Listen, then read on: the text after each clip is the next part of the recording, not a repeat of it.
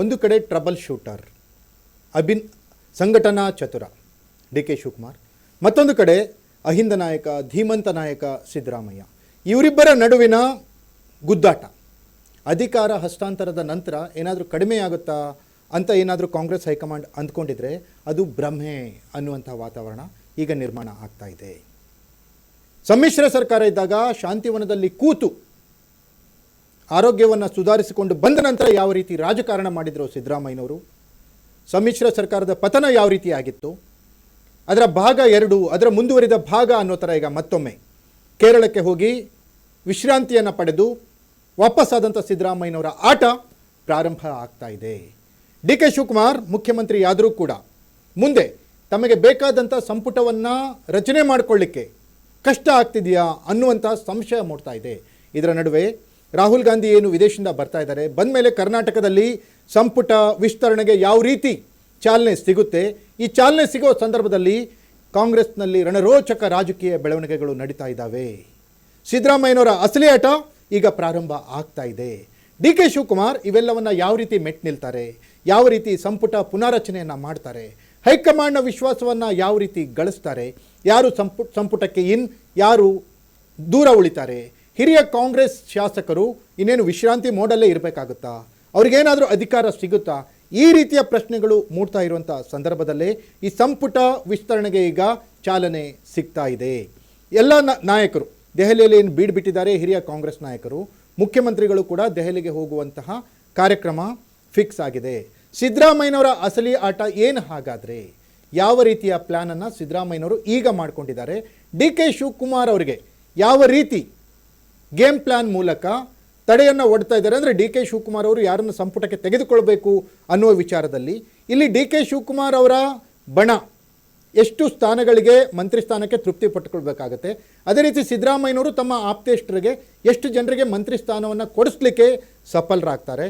ಈಗಾಗಲೇ trailer ತೋರಿಸಿರುವಂಥ KMF ಅಧ್ಯಕ್ಷ ಸ್ಥಾನ ಆಗಿರ್ಬೋದು, ಅಲ್ಲದೆ ಅಪೆಕ್ಸ್ ಬ್ಯಾಂಕ್ನ ಅಧ್ಯಕ್ಷ ಸ್ಥಾನ ಆಗಿರ್ಬೋದು, ಇವೆರಡರಲ್ಲಿ ಸಿದ್ದರಾಮಯ್ಯ ಯಾವ ರೀತಿ ಗೇಮ್ ಪ್ಲ್ಯಾನ್ ಮಾಡಿ ಯಾವ ರೀತಿ ತಮ್ಮ ಬಣದವರಿಗೆ ತಮ್ಮ ಬೆಂಬಲಿಗರಿಗೆ ಅಧಿಕಾರವನ್ನು ಕೊಡಿಸಿದ್ರು, ಈ ರೀತಿಯ ವಾತಾವರಣ ಮುಂದುವರೆದರೆ ಡಿ ಕೆ ಶಿವಕುಮಾರ್ ಅವರ ಸರ್ಕಾರಕ್ಕೆ ಏನಾದರೂ ಸಂಕಷ್ಟ ಉಂಟಾಗುತ್ತಾ, ಸಂಪುಟ ಸಂಕಟಕ್ಕೇನಾದರೂ ಜಾರುತ್ತಾ, ಈ ಕುರಿತ ಎಕ್ಸ್ಕ್ಲೂಸಿವ್ ಅಪ್ಡೇಟ್ಸನ್ನು ನಾನು ಕೊಡ್ತೀನಿ. ಇದು D K Shivakumar versus Siddaramaiah. ನಾನು ಹೇಮಂತ್.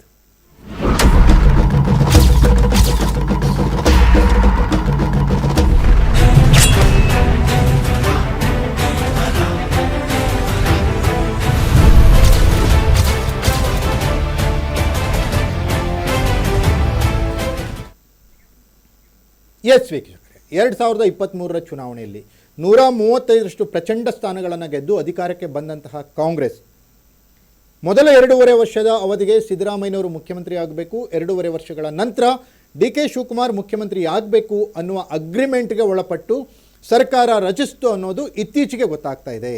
ಆದರೆ ಮೊದಲೆಲ್ಲ 5 ವರ್ಷ ನಾನೇ CM ಅಂತ ಸಿದ್ದರಾಮಯ್ಯನವರು ಹೇಳ್ತಿದ್ರು, 5 ವರ್ಷ ನಮ್ಮ ನಾಯಕರೇ CM, ಬದಲಾವಣೆಯ ಪ್ರಶ್ನೆಯೇ ಇಲ್ಲ ಅಂತ ಸಿದ್ದರಾಮಯ್ಯನವರ ಬೆಂಬಲಿಗರು ಹೋದಲ್ಲಿ ಬಂದಲ್ಲಿ ಹೇಳ್ತಿದ್ರು. ಆದರೆ ಅದು ಸುಳ್ಳು.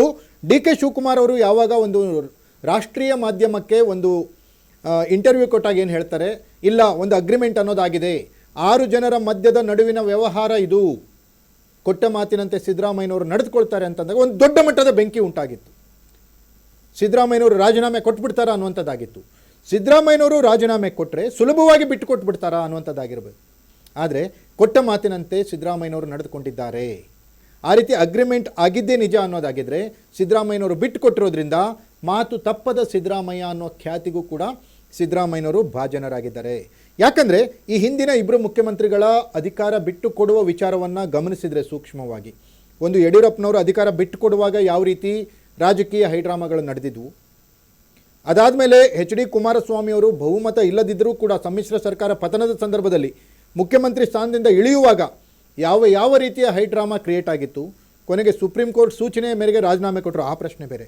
ಅವೆಲ್ಲವನ್ನು ಗಮನಿಸಿದರೆ ಒಬ್ಬ ಮುಖ್ಯಮಂತ್ರಿ ಸ್ಥಾನಕ್ಕೆ ಧೀಮಂತ ನಾಯಕ ಸಿದ್ದರಾಮಯ್ಯ ರಾಜೀನಾಮೆ ಕೊಟ್ಟಿದ್ದನ್ನು ನೋಡಿದರೆ ಅವರು ಸೈಲೆಂಟ್ ಆಗಿಯೇ ಕೊಟ್ಟರು, ಸಿದ್ದರಾಮಯ್ಯ ಮಾತಿನಂಗೆ ನಡ್ಕೊಂಡ್ರು ಅನ್ನುವಂತಹ ಒಂದು ವಾತಾವರಣ ಕರ್ನಾಟಕದಲ್ಲಿ ನಿರ್ಮಾಣ ಆಗಿತ್ತು. ಸಿದ್ದರಾಮಯ್ಯನವರಿಂದ ರಾಜೀನಾಮೆಯನ್ನು ಕೊಡಿಸಿ ಡಿ ಕೆ ಶಿವಕುಮಾರ್ ಮುಖ್ಯಮಂತ್ರಿ ಆದ ಮೇಲೆ ಸಿದ್ದರಾಮಯ್ಯನವರು ಸೈಲೆಂಟ್ ಆಗಿದ್ದರು. ಸಿದ್ದರಾಮಯ್ಯನವರ ಮಗ ಯತೀಂದ್ರ ಅವರನ್ನು ಮಂತ್ರಿ ಸ್ಥಾನಕ್ಕೆ ತಂದರೂ ಕೂಡ ಬೇರೆ ರೀತಿಯ ವಿಚಾರಗಳಲ್ಲಿ ಸಿದ್ದರಾಮಯ್ಯನವರು ಅಷ್ಟು ಭಾಗವಹಿಸಿರಲಿಲ್ಲ. ಸಿದ್ದರಾಮಯ್ಯನವರು ಕಾದು ನೋಡುವ ತಂತ್ರಕ್ಕೆ ಶರಣಾಗಿದ್ರಾ ಅನ್ನುವಂಥ ಪ್ರಶ್ನೆ ಮೂಡ್ತಾ ಇದೆ. ಯಾವಾಗ ಸಿದ್ದರಾಮಯ್ಯನವರು ಕೇರಳಕ್ಕೆ ಹೋಗಿ ವಿಶ್ರಾಂತಿಯನ್ನು ಪಡೆದುಕೊಂಡು ಬರ್ತಾರೋ ನಂತರ ಈಗ ರಾಜಕೀಯ ಅಸಲಿ ಆಟ ಪ್ರಾರಂಭವಾಗ್ತಾ ಇದೆ. ಯಾಕಂದರೆ 20 ಮಂತ್ರಿಗಿರಿ ಸಚಿವ ಸ್ಥಾನಗಳು ಖಾಲಿ ಇದ್ದಾವೆ. 20 ಜನರನ್ನು ಮಂತ್ರಿಗಳನ್ನಾಗಿ ಸಚಿವ ಸಂಪುಟಕ್ಕೆ ಸೇರ್ಪಡೆ ಮಾಡಿಕೊಳ್ಳಬೇಕಿದೆ. ಇಂಥ ಸಂದರ್ಭದಲ್ಲಿ ಯಾರು ಆ 20 ಜನ ಅದೃಷ್ಟವಂತರು, ಯಾರು ಆ 20 ಜನ ಲಕ್ ಹೊಂದಿರುವವರು ಅನ್ನೋದನ್ನು ನೋಡ್ಲಿಕ್ಕೆ ಹೋದರೆ, ಯಾಕಂದರೆ ಈ ಅದೃಷ್ಟ ಲಕ್ ಅನ್ನೋ ಶಬ್ದಗಳು ಬರ್ತವೆ ಅಂದರೆ ಈ 20 ಸ್ಥಾನಕ್ಕೆ 60 ಜನರು ಲಾಬಿ ನಡೆಸ್ತಾ ಇದ್ದಾರೆ. ಹಾಗಾದರೆ ಯಾರಿಗೆ ಲಕ್ ಕುದುರುತ್ತೆ? ಆ 60 ಜನರಲ್ಲಿ 20 ಜನ ಮಂತ್ರಿಗಳು ಯಾರಾಗ್ತಾರೆ? ಆ 20 ಜನರಲ್ಲಿ ಕನಿಷ್ಠ 10 ಜನರನ್ನು ತಮ್ಮ ಬೆಂಬಲಿಗರನ್ನೇ ಮಂತ್ರಿಗಳನ್ನಾಗಿ ಮಾಡಬೇಕು ಅಂತ ಹಠಕ್ಕೆ ಬಿದ್ದಿರುವಂಥ ಸಿದ್ದರಾಮಯ್ಯನವರು ಯಾವ ರೀತಿಯ ಪ್ಲ್ಯಾನನ್ನು ಮಾಡಿ ಹೈಕಮಾಂಡ್ನ ಮನವೊಲಿಸಿ ಸಂಪುಟಕ್ಕೆ ಆ 10 ಜನರನ್ನು ಸೇರ್ಪಡೆ ಮಾಡಿಕೊಳ್ಳುವಂತೆ ಮಾಡ್ತಾರೆ.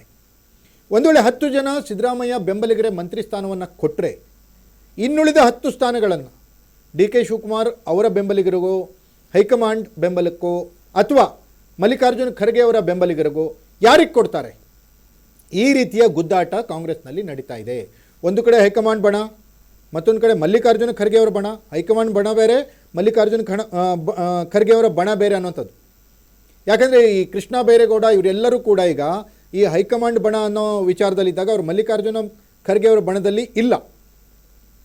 ಈಗ ಕೃಷ್ಣ ಬೈರೇಗೌಡರು ಅವ್ರದ್ದೇ ಆದಂಥ ಒಂದು ತಂಡವನ್ನು ಕಟ್ಕೊಂಡಿದ್ದಾರೆ.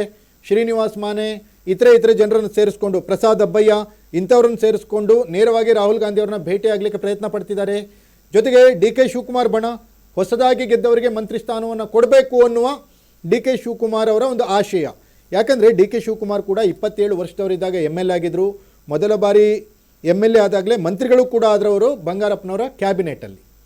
ಹೊಸದಾಗಿ ಗೆದ್ದವ್ರಿಗೂ ಯಾಕೆ ಮಂತ್ರಿ ಸ್ಥಾನ ಕೊಡಬಾರ್ದು ಅನ್ನುವ ವಾದ ಒಂದು ಕಡೆ ಡಿ ಕೆ ಶಿವಕುಮಾರ್ ಅವ್ರದ್ದಿದೆ. ಆದರೆ ಸಿದ್ದರಾಮಯ್ಯನವರ ವಾದವೇ ಬೇರೆ ಇದೆ. ಮೊದಲ ಬಾರಿ ಗೆದ್ದವರಿಗೆ ಸಂಪುಟದಲ್ಲಿ ಅವಕಾಶವನ್ನು ಕೊಟ್ಟರೆ ಅತಿ ಹೆಚ್ಚು ಹಿರಿಯರಿದ್ದಾರೆ ಕಾಂಗ್ರೆಸ್ನಲ್ಲಿ, ಅವರಿಗೆ ಅವಕಾಶ ಸಿಗೋದು ಯಾವಾಗ? ಮುಂದಿನ ಬಾರಿ ಅವರಿಗೆ ಟಿಕೆಟ್ ಸಿಗುತ್ತೋ ಸಿಗಲ್ವೋ, ಗೆಲ್ತಾರೋ ಗೆಲ್ಲಲ್ವೋ ಗೊತ್ತಿಲ್ಲ. ರಾಜಕೀಯವಾಗಿ ಕೊನೆಯ ಹಂತದಲ್ಲಿರೋರಿಗೆ ಮಂತ್ರಿ ಸ್ಥಾನವನ್ನು ಕೊಡೋಣ, ಹೊಸದಾಗಿ ಗೆದ್ದವರಿಗೆ ಬೇಕಾದ್ರೆ ಮುಂದಿನ ಬಾರಿ ಅವಕಾಶ ಇರುತ್ತೆ ಅನ್ನುವಂತಹ ಒಂದು ನಿರ್ಧಾರಕ್ಕೆ ಸಿದ್ದರಾಮಯ್ಯನವರು ಬಂದಿದ್ದಾರೆ. ಈ ರೀತಿಯ ವಾದವನ್ನು ಮಂಡಿಸ್ತಾ ಇದ್ದಾರೆ. ಆದರೆ ಇವರಿಬ್ಬರನ್ನು ಹೊರತುಪಡಿಸಿ ಹೈಕಮಾಂಡ್ ಬಣ ಅನ್ನುವಂಥವ್ರು ಕೆಲವರು ಇದ್ದಾರೆ. ಎಚ್ ಕೆ ಪಾಟೀಲ್ ಅವರಾಗಿರ್ಬೋದು, ಅವ್ರು ಯಾವುದೇ ಬಣ ಅಂತ ಹೇಳೋಕ್ಕಾಗೋದಿಲ್ಲ.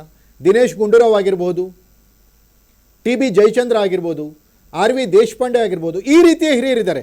ಇವರಿಗೆ ಯಾವ ರೀತಿ ಹುದ್ದೆಗಳನ್ನು ಕೊಡ್ತಾರೆ, ಯಾವ ರೀತಿ ಕನ್ಸಿಡರ್ ಮಾಡ್ತಾರೆ ಸಚಿವರಿಗೆ ಅನ್ನುವಂಥದ್ದು. ಜೊತೆಗೆ ಸಿದ್ದರಾಮಯ್ಯನವರ ಬಣದಲ್ಲಿ ಸಿದ್ದರಾಮಯ್ಯನವರ ಅಹಿಂದ ನಾಯಕತ್ವದ ನೆರಳಲ್ಲೇ ಗುರುತಿಸ್ಕೊಂಡಂತಹ ಜಮೀರ್ ಅಹಮದ್ ಖಾನ್ ಅವರಿಗೆ ಮಂತ್ರಿ ಸ್ಥಾನ ಸಿಗುತ್ತೋ ಇಲ್ವೋ ಅನ್ನುವಂಥದ್ದಾಗಿರ್ಬೋದು. ಜೊತೆಗೆ HC ಮಾದೇವಪ್ಪಗೆ ಈಗಾಗಲೇ ಮಂತ್ರಿ ಸ್ಥಾನ ಇಲ್ಲ ಅನ್ನುವಂಥದ್ದು ಕ್ಲಿಯರ್ ಆಗಿದೆ ಅನ್ನುವಂಥದ್ದಾಗಿರ್ಬೋದು. ಸತೀಶ್ ಜಾರಕಿಹೊಳಿ ಮಂತ್ರಿ ಆಗಿದ್ದಾರೆ. ಈ ಅಹಿಂದ ಅನ್ನುವಂಥ ಕಾನ್ಸೆಪ್ಟ್ ಕಾಂಗ್ರೆಸ್ ಯಾವ ರೀತಿ ಮುಂದುವರಿಸುತ್ತೆ? ಅಹಿಂದ ನಾಯಕರಲ್ಲಿ ಎಷ್ಟು ಜನರಿಗೆ ಮಂತ್ರಿ ಸ್ಥಾನವನ್ನು ಕೊಡುತ್ತೆ? ದಲಿತರಲ್ಲಿ ಮಂತ್ರಿ ಆಗಬೇಕು ಅಂತ ಹೇಳಿ ತುಂಬ ಜನ ಕಾಯ್ತಾ ಇದ್ದಾರೆ. ಅವರಲ್ಲಿ ಯಾರಿಗೆ ಕೊಡುತ್ತೆ? ಪ್ರಸಾದ್ ಅಬ್ಬಯ್ಯ ಆಗಿರ್ಬೋದು, ಮಳವಳ್ಳಿ ನರೇಂದ್ರ ಸ್ವಾಮಿಯವರಾಗಿರ್ಬೋದು, RB ತಿಮ್ಮಾಪುರ ಇನ್ನೂ ಕಾಯ್ತಾ ಇದ್ದಾರೆ, ಶಿವರಾಜ್ ತಂಗಡಗಿ ಕಾಯ್ತಾ ಇದ್ದಾರೆ. ಇವರಲ್ಲಿ ಯಾರಿಗೆ ಕೊಡುತ್ತೆ ಅನ್ನುವಂಥದ್ದಾಗಿರ್ಬೋದು. ಆಮೇಲೆ ಪ್ರಾದೇಶಿಕವಾಗಿ ಸಮತೋಲನವನ್ನು ಕಂಡುಕೊಳ್ಳುವಂಥದ್ದು. ಬೆಳಗಾವಿಯಲ್ಲಿ 4 ಜನ ಈಗ ಕಾಯ್ತಾ ಇದ್ದಾರೆ ಸಾಲ್ಗಟ್ಕೊಂಡು. ಒಂದು ಮಾಜಿ ಮಂತ್ರಿ ಲಕ್ಷ್ಮೀ ಹೆಬ್ಬಾಳ್ಕರ್ ಅವರಿದ್ದಾರೆ. ಹಾಗೆ BJPಯಲ್ಲಿ ಉಪಮುಖ್ಯಮಂತ್ರಿ ಆಗಿದ್ದಂಥ ಲಕ್ಷ್ಮಣ ಸವದಿ ಇದ್ದಾರೆ. ಸಿದ್ದರಾಮಯ್ಯನವರ ಪರಮಾಪ್ತ ಅಶೋಕ್ ಪಟ್ಟಣ್ ಇದ್ದಾರೆ. ಹಾಗೆ ಡಿ ಕೆ ಶಿವಕುಮಾರ್ ಪರಮಾಪ್ತ ಕೌಜಲ್ಗಿ ಇದ್ದಾರೆ. ಈ 4ರಲ್ಲಿ ಯಾರು ಬರ್ತಾರೆ ಅನ್ನುವಂಥದ್ದು. ಇದರ ಮಧ್ಯದಲ್ಲಿ ಮಹಿಳೆ ಕೋಟದಲ್ಲಿ ಯಾರು ಬರ್ತಾರೆ? ನಯನಾ ಮೋಟಮ್ಮ ಮಂತ್ರಿ ಆಗಲೇಬೇಕು ಅಂತ ತುದಿಗಾಲಲ್ಲಿ ನಿಂತಿದ್ದಾರೆ.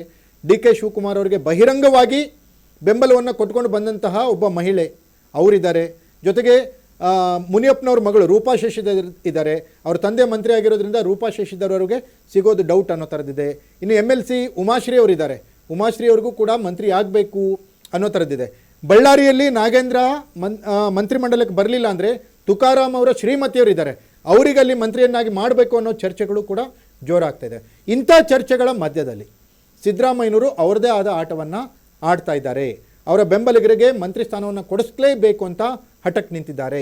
ಈಗ ಮೋದಿ, ಅಮಿತ್ ಶಾ, BJP ವಿರುದ್ಧ ಯಾರು ದಾಖಲೆಗಳ ಸಮೇತ, ಅಂಕಿ ಅಂಶಗಳ ಸಮೇತ, BJPಯನ್ನು ಎದುರಿಸಿ ಮಾತಾಡ್ತಿದ್ದಂಥ ಮಂತ್ರಿ ಯಾರಿದ್ರು ಕರ್ನಾಟಕದಲ್ಲಿ? ಸಂತೋಷ್ ಲಾಡ್ ಅವರಿಗೆ ಯಾಕೆ ಮಂತ್ರಿ ಸ್ಥಾನ ಕೊಟ್ಟಿಲ್ಲ? ಮೊದಲ ಬಾರಿಗೆ ಮಂತ್ರಿ ಆಗಬೇಕಿತ್ತು ಅನ್ನೋಂಥ ಮಾತುಗಳಿದ್ರು ಕೂಡ ಸಂತೋಷ್ ಲಾಡ್ ಅವರು ಮಂತ್ರಿ ಆಗಬೇಕು ಅಂತ ಹೇಳಿ ಸಿದ್ದರಾಮಯ್ಯನವರು ಹೇಳ್ತಾ ಇದ್ದಾರೆ.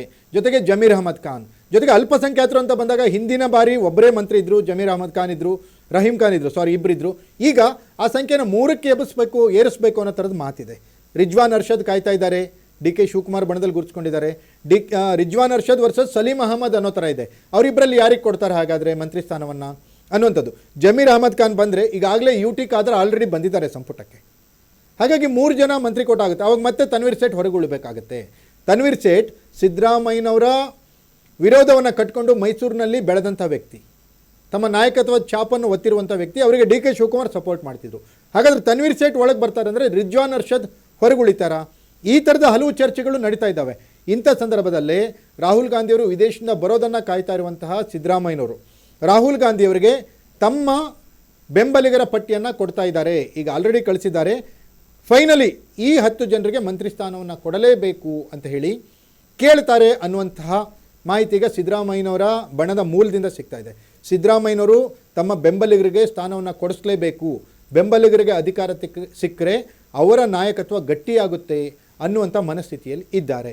ಇವೆಲ್ಲವೂ ಕೂಡ DK ಶಿವಕುಮಾರ್ ಅವರಿಗೆ ಸಂಪುಟ ಮತ್ತು ಸಂಕಟವನ್ನು ಹೆಚ್ಚಿಗೆ ಟೆನ್ಷನ್ ಕೊಡೋ ಥರ ಆಗ್ತಾ ಇದೆ. ಸುಸೂತ್ರವಾಗಿ ಅಧಿಕಾರವನ್ನು ನಡೆಸಲಿಕ್ಕೆ ಕಷ್ಟವಾಗ್ತಾ ಇದೆ. ಈ ರೀತಿಯ ಒತ್ತಡಗಳು ಬಂದಾಗ ಯಾವ ರೀತಿಯ ತೀರ್ಮಾನವನ್ನು DK ಶಿವಕುಮಾರ್ ತೆಗೆದುಕೊಳ್ತಾರೆ? ಸಿದ್ದರಾಮಯ್ಯನವರು ಹೇಳಿರೋ ಒಂದೇ ಒಂದು ಮಾತಿಗೆ ಅಧಿಕಾರದಿಂದ ಬಿಟ್ಟು ಇಳಿದ್ರು ಅಂತ ಹೇಳಿ ಕಾಂಗ್ರೆಸ್ ಹೈಕಮಾಂಡ್ ಏನಾದರೂ ಸಿದ್ದರಾಮಯ್ಯನವರು ಹೇಳಿರೋ ಎಲ್ರಿಗೂ ಮಂತ್ರಿ ಸ್ಥಾನವನ್ನು ಕೊಟ್ಬಿಡುತ್ತಾ? ಅಥವಾ ಹೈಕಮಾಂಡ್ ಕೋಟಾ ಏನಿದೆಯಲ್ಲ ಅಲ್ಲಿ ಬೇರೆಯವ್ರನ್ನ ಕನ್ಸಿಡರ್ ಮಾಡುತ್ತಾ? ಅಥವಾ DK ಶಿವಕುಮಾರ್ ನಾನು ಮುಖ್ಯಮಂತ್ರಿ ಆಗಿದ್ದೀನಿ, ನನ್ನ ಒಂದು ಆಡಳಿತಾತ್ಮಕ ಒಂದು ದೂರದೃಷ್ಟಿಯ ಕಾರಣದಿಂದ ನನಗೆ ಬೇಕಾದವ್ರನ್ನ ಮಂತ್ರಿ ಸ್ಥಾನ ಕೊಡಿ ಅವರಿಗೆ ಬೇಕಾದವ್ರಿಗೆ ಅನ್ನುವಂಥ ವಾದವನ್ನು ಮುಂದಿಡ್ತಾರ? ಇವೆಲ್ಲವೂ ಕೂಡ ಈಗ ಸದ್ಯ ಕರ್ನಾಟಕ ರಾಜಕಾರಣ ದೆಹಲಿಗೆ ಶಿಫ್ಟ್ ಆಗುವ ಹಂತದಲ್ಲಿದ್ದಾಗ ಕರ್ನಾಟಕದಲ್ಲಿ ಆಗ್ತಾ ಇರುವಂಥ ರಾಜಕೀಯ ಬೆಳವಣಿಗೆಗಳು. ಹಾಗಾದರೆ ಇರುವ 20 ಸ್ಥಾನಕ್ಕೆ 60 ಸ್ಥಾನ ಆಕಾಂಕ್ಷಿಗಳು ಯಾರಿದ್ದಾರೆ ಅವರಲ್ಲಿ 20 ಮಂದಿಗೆ ಮಾತ್ರ ಅದೃಷ್ಟ ಸಿಗುತ್ತೆ. ಉಳಿದ 40 ಜನರು ನೆಕ್ಸ್ಟ್ ಯಾವ ಸ್ಟೆಪ್ ತೆಗೆದುಕೊಳ್ತಾರೆ? ಅವರೇನಾದರೂ ಬಂಡಾಯ ಇದ್ದರೆ ಸರ್ಕಾರದ ಗತಿ ಏನಾಗುತ್ತೆ? ಅವರಿಂದ ಆಗುವಂತಹ ಬಂಡಾಯವನ್ನು ಯಾವ ರೀತಿ ಸರ್ಕಾರ ಶಮನಗೊಳಿಸುತ್ತೆ? ಯಾವ ರೀತಿಯ ಪ್ಲ್ಯಾನ್ B ಮಾಡಿಕೊಂಡಿದೆ? ಎಲ್ಲದಕ್ಕೂ ಕಾಲವೇ ಉತ್ತರ ಹೇಳಬೇಕಿದೆ.